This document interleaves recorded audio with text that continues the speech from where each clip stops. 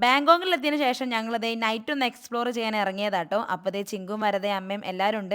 ഞങ്ങൾക്ക് ഇവിടെ വന്നിട്ട് കിട്ടിയ നല്ലൊരു ബെസ്റ്റ് കമ്പനി ആട്ടോ ഈ അമ്മയും മോളും. അപ്പോൾ ഞങ്ങൾ ആദ്യം പോയത് ഫുഡ് കഴിക്കാനാണ്. അപ്പോൾ നമ്മുടെ ബസ് ഇത് നമ്മളെ വെയിറ്റ് ചെയ്യുന്നുണ്ട്.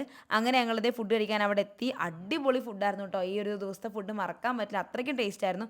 പക്ഷേ വീഡിയോ എടുക്കാൻ ഞാൻ മറന്നുപോയി. മുന്നത്തെ വീഡിയോ കണ്ടവർക്കറിയാം ഞങ്ങൾ ഈ ഒരു ട്രാവൽ പ്ലാൻ ചെയ്ത് നമ്മുടെ ബഡ്ജറ്റ് ഹോൾഡേഴ്സിന്റെ കൂടെ ആയിരുന്നു കേട്ടോ. അവരെ കൂടെ ട്രാവൽ ചെയ്തവർക്ക് അറിയാം, ഒരു നെഗറ്റീവും പറയാത്ത സർവീസാണ് അവരത്. രാത്രിയത്തെ ബാങ്കോക്ക് സിറ്റി ആട്ടോ നിങ്ങൾ ഈ കാണുന്നത്.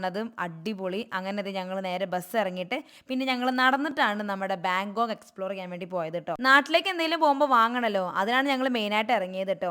അങ്ങനെ ഞങ്ങൾ പോരുന്ന വഴിക്ക് ഒരുപാട് സംഭവങ്ങൾ കണ്ടു. അതിൻ്റെ ഇടയ്ക്കാണ് ഇങ്ങനെ ഫ്രൂട്ട്സ് കണ്ടത്. ഇവിടുത്തെ ഫ്രൂട്ട്സ് ഒക്കെ അടിപൊളി കേട്ടോ കഴിക്കാൻ. പിന്നെ ഒരുപാട് സംഭവങ്ങൾ ഇങ്ങനെ കണ്ടു കേട്ടോ. പോണ വഴിക്ക് ഇങ്ങനെ റോഡ് സൈഡിൽ ഇങ്ങനെ അവരിങ്ങനെ ഓരോന്ന് വിൽക്കുന്നൊക്കെ ഉണ്ടായിരുന്നു. ആദ്യം ഞങ്ങൾ പോയത് ഒരു ഫാൻസി പോലത്തെ ഷോപ്പിലേക്കാട്ടോ. ഇവിടെ വന്നപ്പോൾ ഒരുപാട് സോപ്പുകൾ കണ്ടു, വെറൈറ്റി ടൈപ്പിലും ഒരുപാടെണ്ണം കണ്ടു. പക്ഷെ ഞാൻ വാങ്ങിയൊന്നുമില്ല കേട്ടോ.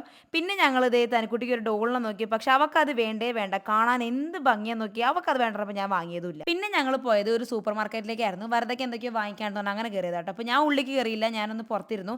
ഞാൻ പുറത്തിരുന്ന് കുറേ കാര്യം എക്സ്പ്ലോർ ചെയ്തു കേട്ടോ. അപ്പോൾ ഏതായാലും ഈ ഒരു വീഡിയോ എത്രയുള്ളൂ. അടുത്തൊരു വീഡിയോ ആയിട്ട് വീണ്ടും വരാം. ബൈ.